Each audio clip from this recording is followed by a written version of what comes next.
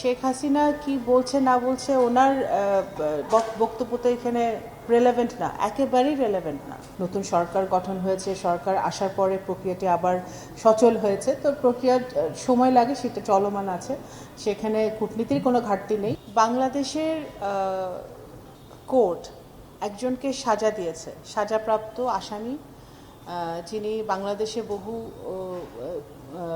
অন্যায় অত্যাচার কুকর্ম করে উনি বিদেশে পালিয়ে আছে। তো ওনার এখানে শেখ হাসিনা কি বলছে না বলছে ওনার বক্তব্য তো এখানে রেলেভেন্ট না, একেবারেই রেলেভেন্ট না।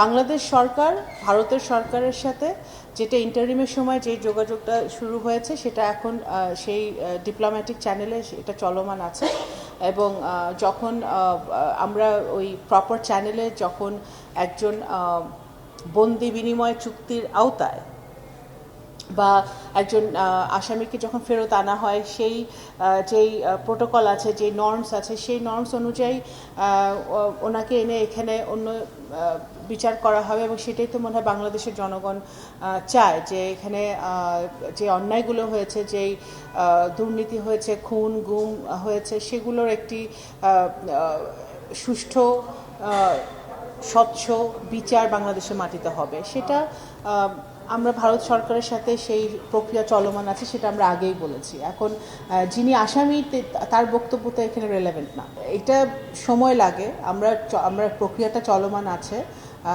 তার মধ্যে প্রক্রিয়া শুরু হয়েছে ইন্টারিম সরকারের সময়, তার মধ্যে বাংলাদেশে নির্বাচন হয়েছে, নতুন সরকার গঠন হয়েছে, সরকার আসার পরে প্রক্রিয়াটি আবার সচল হয়েছে, তো প্রক্রিয়ার সময় লাগে, সেটা চলমান আছে, সেখানে কূটনীতির কোনো ঘাটতি নেই, চলমান আছে। এবং এখানে আপনাদের মনে রাখতে হবে, এটা শুধু পররাষ্ট্র মন্ত্রণালয়ের সাবজেক্ট না, এটা খুবই স্বরাষ্ট্র মন্ত্রণালয়ের একটা সাবজেক্ট।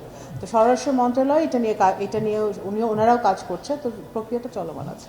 আইনি জটিলতা আছে কি নাই সেটা আমাদের আইন মন্ত্রণালয় এবং স্বরাষ্ট্র মন্ত্রণালয় সেটা খুঁটিয়ে দেখবে। পররাষ্ট্র মন্ত্রণালয়ের পক্ষ থেকে আমাদের যে প্রক্রিয়া আমাদের চালানো দরকার, সেই প্রক্রিয়া আমরা চালাচ্ছি, সেটাতে কোনো ঘাটতি আমি দেখছি না।